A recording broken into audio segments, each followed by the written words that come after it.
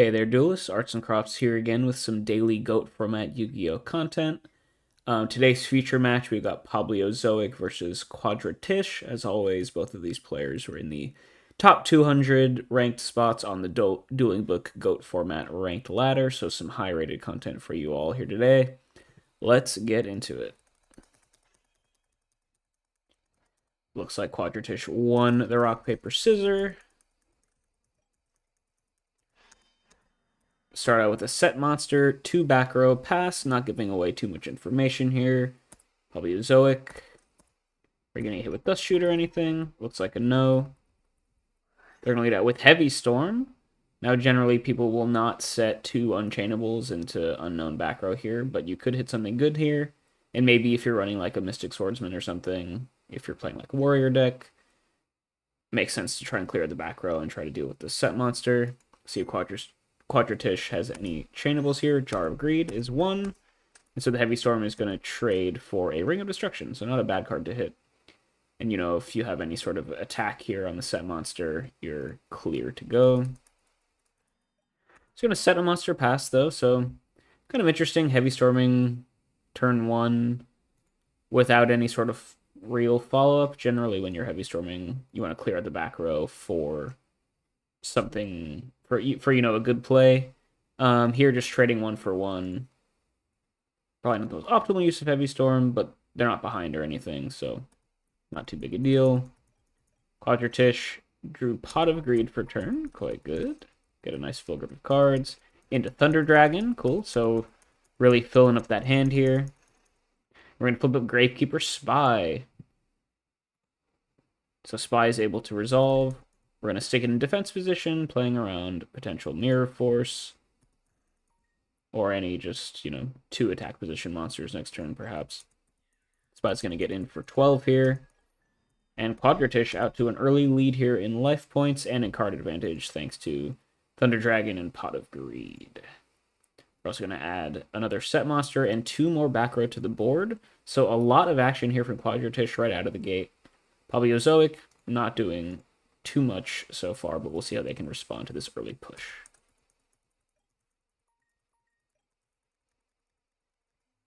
They're going to go for a Breaker the Magical Warrior. Good way to deal with some back row while also potentially beating over this attack mode Spy. Gonna hit 1 of the back row. Is Raigeki Break. Quadratish opts not to use it. And then Breaker is going to go beat over the attack position Spy. So some good advantage here for the Breaker, getting good use out of it, popping a back row and killing a monster. Card advantage wise, not too much of a swing because this, you know, Spy is free, quote unquote, because it summons another copy of itself. But a good way to kind of deal with this early push here from Zoic. They're just going to pass here, sitting on this 1600 vanilla Breaker. Quadratish gets to main phase 1, flips up the Magician of Faith. Looks like we've got Pot of Greed here. Yep, gonna recur that. Draw into a couple good stuff, most likely, and into Graceful Charity with the 2 Thunder Dragons in hand, so you know there's gonna be a big upgrade to the hand here, most likely. So just getting drowned in card advantage here. Yeah, discard. Ooh, Thunder Dragon and a Night Assailant. Night Assailant will be able to grab back that Gravekeeper Spy while maintaining a Dark Engrave to turn on Chaos monsters. So much advantage here for Quadratish. It'll be hard to lose this one from here on out. Looks like they're just running a pretty standard Chaos Turbo list and just doing the stuff that Chaos Turbo does. Thunder Dragon, Graceful, Magician of Faith, Spy, all the stuff you like to see. Jar of Greed baiting out Heavy Storm, etc., etc. Ooh, and we also have the Tsukuyomi here to go for some threatening some sort of loop, potentially, but they're going to try and beat over the Breaker to start. Do we have anything to protect it? No, Breaker's just going to hit the bin. Did get a lot of value out of this Breaker, as I said before, popping that Raigeki Break and killing a Spy. But Tsukuyomi is just going to tidy it up, and Magician of Faith will hit in for 300, dropping Zoic down to 6,500. And now you know the Tsukuyomi is in hand to potentially recur either the Spy or the Faith with a lot of really good stuff in grave. So Zoic really on the back foot here. We're going to draw for turn. They have a Graceful Charity of their own, so fighting Trinity with Trinity. Potentially a way to fight back in here. No Solemn or anything from Quadratish. Pablio is going to discard, so they have the Sinister Serpent to go plus off the Graceful Charity. And a different dimension gate. Really interesting. What deck could this be using this? That's kind of cool. Activate this card by targeting one monster on each field. Banish those targets when this card is destroyed into the graveyard from the field. Okay, so it's temporary spot removal. Probably combos well with stuff like Scapegoat, is my guess, where you don't care if it gets banished. Or this could be like a return deck, potentially. Could be good in that as well. But either way, Graceful Charity, discarding Serpent, and the DD Gate. So getting some plus there, fighting back against this mountain of card advantage that Quadratish has assembled. MST on one of the set cards. It's a Mirror Force. That's a good one to hit. Potentially paving the way for some aggressive plays here. We've got Call of the Haunted to revive the Breaker just to deal with the Magician of Faith. But we've got Dust Tornado popping the Call. And, you know, generally Call on a Breaker isn't the most valuable play because Breaker doesn't get his Enter the Battlefield effect. But you need to break up the potential Souk loop, so I understand going for the play. Unfortunately, the Quadratish had the Tornado to answer it. But we do have Snatch Steal on the Faith. We're just going to Snatch to Tribute for Zaborg to kill the Spy. Okay. So going through a lot of cards, but the Souk loop is dealt with. However, Tsukiyomi does beat over Zaborg pretty easily. So unless you have a back row to protect against the Tsukiyomi push, you're probably going to have to kiss the Zaborg goodbye pretty soon. But able to at least deal with the board that Quadratish had assembled, get a little bit aggressive. If you have an answer for the Tsukiyomi, and Quadratish doesn't have any other answer to the Zaborg, which is unlikely given the number of cards in their hand, you could be in a decent spot. And if you're probably Zoic, you are very far behind, so I understand making kind of one desperate push here. And face Jar of Greed from Quadratish. And then we're going to go main phase 1, summon Sork. Sork banish the Zaborg. Normal summon Sangan, start getting it for some damage. Yeah, so they didn't even need the Tsukiyomi to deal with the Zaborg. Opting for the Sorcerer to deal with that, and then you can continue to get aggressive with the Sangan, whittle down the opponent. No back row here for Quadratish, though, so if you have some outs to this stuff, could be good. Snatch Steal is gone, of course, which is probably the best card in this scenario. But we'll see what else they have cooking in up their sleeve. They are playing some weird stuff, Call the Haunted, DD Gate, so might have something interesting up their sleeve. They have another different dimension gate, so we're going to banish our own Sinister Serpent to deal with the Chaos Sorcerer. And we're going to pass. So this is kind of like you're kind of 2-for-1ing yourself, but you do deal with the Sorcerer.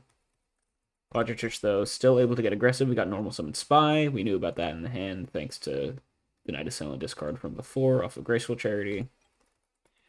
And I can start dealing 22 a turn, which isn't too bad. Set a back row pass. Probably Zoic. You got a 2-turn clock on you from this point out. You got Premature Burial. Once again, always reviving this Breaker. Kind of funny.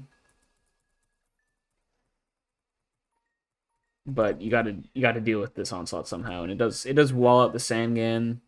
They can, of course, crash into and grab some good stuff, potentially. And we know the Tsukiyomi's in hand as well.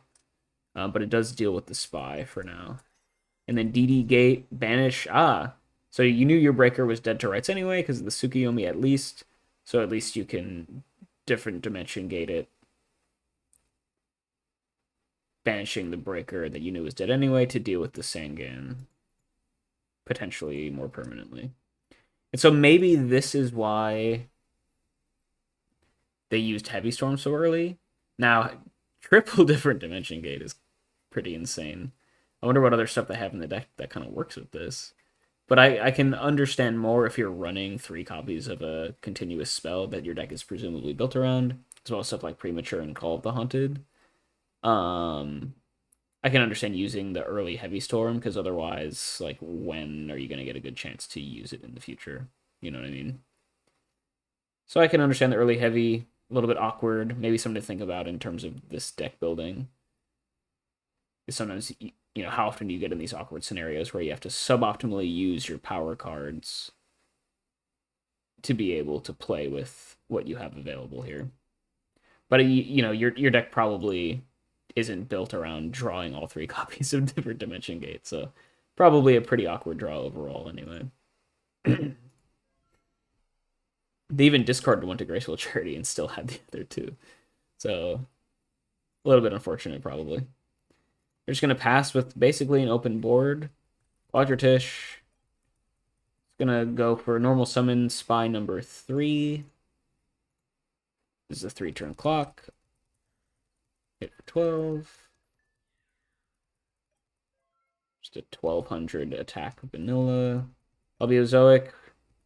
Got a couple more turns here. It's going to set a back row pass.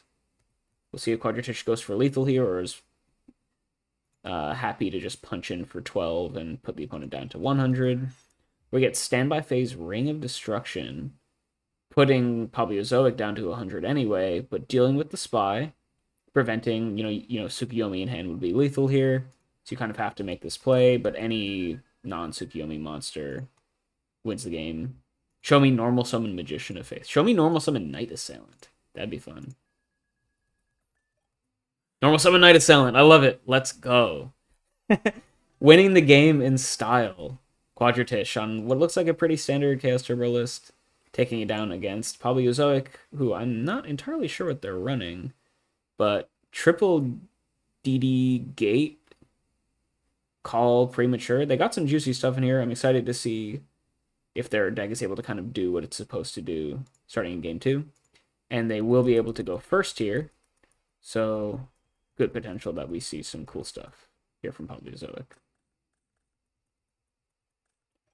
Gonna lead out, just gonna set a monster pass. Quadratish had a pretty good first couple turns last time. And they opened Delinquent Duo this time, so not a great start here for Palbiozoic. The duo, see what it hits. Hits a DD Warrior Lady. Okay. So this has to be some sort of like return from the different dimension deck, right? Duo hits that. Oh, and then DD Scout Plane as well. So that's a good combo with different dimension gate, right? Because you can banish it for that, and then it'll come back at the end of the turn. So I kind of see what they're going for here. Just what's the bread that, or what's the glue that holds the deck together? Surely there's like a dimension fusion or a return somewhere in here, is my guess. That does turn on Chaos, by the way. Light and Dark Engraved. Not sure if Palbiozoic is on Chaos, but probably safe to assume that they are in this sort of deck. Nobleman of Crossout's going to connect to. Banish the DD Scout Plane. Oh! So that's DD Scout Plane is a good way to deal with Nobleman of Crossout. That's pretty neat. Okay, so you get minused by the Delinquent Duo, but then you get to plus back again because of this DD Scout Plane.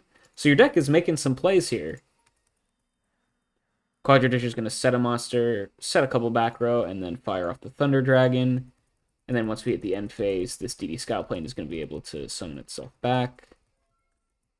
Or does this only work during your own end phase? That'd be kind of lame. Oh, I guess let me know in the comments if that's how it works. That's such a shame, though. It'd be really cool if it could be a counter to knock. I mean, it's probably wouldn't see much play as it doesn't today, even if it did, but at least in decks built around it, it could be a cool kind of niche use for it. Oh no, so we are going to summon it back. Okay. I jumped the gun. The DD Scout Plane is going to come back in the end phase. They just ended turn a little bit prematurely there. We are going to get draw phase Trap Dust Shoot here with Palbiozoic having 4 cards in hand. Let's see what we're rocking with. Got Creature Swap, Mystic Tomato, Breaker, Mindcon. So Mindcon known about. If you're Palbiozoic, you're probably going to fire it off this turn on the set monster, because otherwise you get into some weird mind game stuff. Quadratish, what you grab here is probably dependent on, or what you spin back here is probably dependent on if your back row is chainable or not. If it's like a, mirror force or something, you probably spin back the breaker. Otherwise, creature swap plus Mystic Tomato can be a little troublesome. Although maybe they just fire off the Minecon anyway, so the tomato swap play isn't going to get used this turn. But we'll see what they pick. Send back the tomato, worried about the creature swap stuff. And maybe not worried, maybe saying, hey, I have a chainable, so your breaker's not going to do anything. Could be some interesting mind games there, though, of course. We're going to get to main phase 1, though, with this DD Scout plane on the board. We're just going to rip the creature swap. And it steals a Gravekeeper Spy. Interesting. So I wonder, we saw Paleozoic on the Minecon. And usually if you're running Minecon, because Spy is such a common target for mind control, you're going to want to run some spies of your own. And generally that's also good if you're just like in a Return from the Different Dimension deck anyway. They often run like triple spy. So we're going to normal summon breaker. Creature swap, of course, you can't flip the spy up this turn just yet. But breaker's going to pop that set. It was just Jar of Greed, yeah, so it makes sense. Not really worried about that. If you're Quadratish, definitely sending back the tomato, I think makes sense there. But breaker's going to be able to beat over the DD Scout plane, and now you have a pretty aggressive setup here. If you're Paleozoic, you have at least one spy potentially coming in next turn, see if they run any more, and then this breaker as well, and the Minecon in hand to move monsters out of the way to continue to beat in for damage.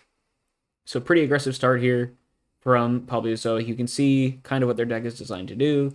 DD Scout plane answering knock is pretty sweet, and then turning on creature swap was also nice. So a lot of value out of this DD Scout plane. Love to see it. Quadratish, though, 4 cards in hand. Know exactly what your opponent's working with here.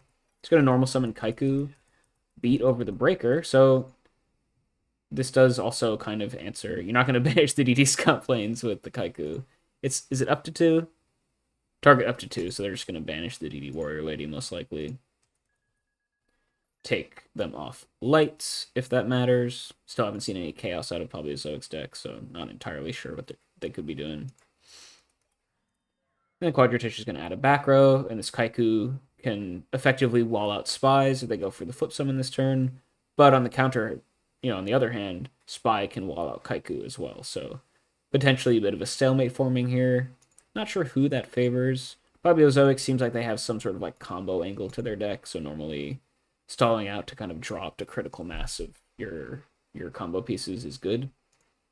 So maybe we'll say this favors Paleozoic. Just going to draw a pass. Still has that Minecon in hand. Quadratish, do you have an answer to the spy? Like, no. So we're just going to keep drawing some cards here. Paleozoic is going to go for Summon Spy this time. No spy in hand, or no spies in deck. So just kind of a potential bluff there. But they are going to be able to creature swap, which they must have drawn at some point. They get to steal the Kaiku and beat over the spy. Banish some stuff. That's a pretty good play. Creature swap getting a lot of value here for Paleozoic this game. Kind of cool to see. Kaiku's going to attack over the spy. We do have Mirror Force to deal with it, though. So Quadratish does get their spy back at the end of things.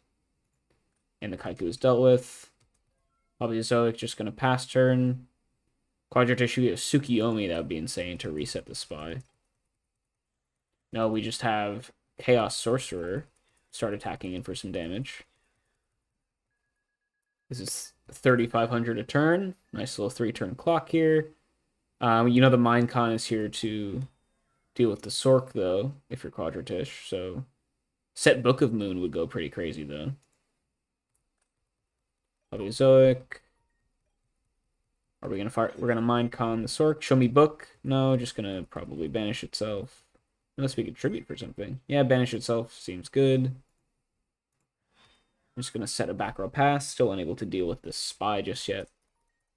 Quadratish got Heavy Storm. Pop the Different Dimension Gate. Okay. Then we're going to tribute summon for Thunder Dragon. Get a Dark Engrave. We know another Thunder Dragon is in hand, so you can set up Chaos at any time. BLS would be game, right? Discard Thunder Dragon, summon BLS. Are we going to do it? No, just going to get in for 20 or for 16. Start clocking the opponent. Pass turn, Paleozoic. No idea what's in hand. Need something to do with this 1600 attack point monster, though. Premature Burial, any cool target. Oh, man. When you're running Call of the Haunted and Premature Burial, it's kind of a feels bad moment when all 3 times you resolve it in a match, you have to target a breaker. You hate to see it. Paleozoic's deck not really kind of doing what I think it was promised to do. Kind of makes sense. We generally don't see these DD cards played too frequently. You can see they can be kind of clunky, even although we haven't really seen the deck like do its thing yet, which I would love to see. I would love to either have this game stall out so we can see what he's cooking up, or maybe even go to the game 3. We got Giant Trunade to continue. So nice little combo there. Trunade. Yeah, Premature Revive the Breaker. Trunade to bounce the Burial so you can revive something else. Are we going to use it on like DD Scout Plane? Maybe. Or no, we're just going to main phase 2 Premature to revive the Breaker again, just to like wall out something. We know there's 1 Thunder Dragon in hand and 1 unknown, so not guaranteed that they can deal with this Breaker. So Quadratish, do you have something? We're just going to slam Chaos Sorcerer. It's not game. Normal Summon Tribe Infected Virus, though, is game. Also, you could have just, even if you didn't have Tribe, there's always Banish the BLS, Tribute for Thunder Dragon for game. And that's just going to be it. So 2 games to 0 Quadratish on Chaos Turbo is going to take down Paleozoic on, I'm not really sure what to call this, but some sort of different Dimension Gate deck. I'll have to think about exactly what I want to call this in the video title. But thank you all for watching. A little bit unfortunate we couldn't really see Paleozoic's deck do what it's kind of designed to do. But I hope you enjoyed the match. Got to see Quadratish with some pretty tight gameplay here on Chaos Turbo, doing Chaos Turbo things. And I will catch you all next time.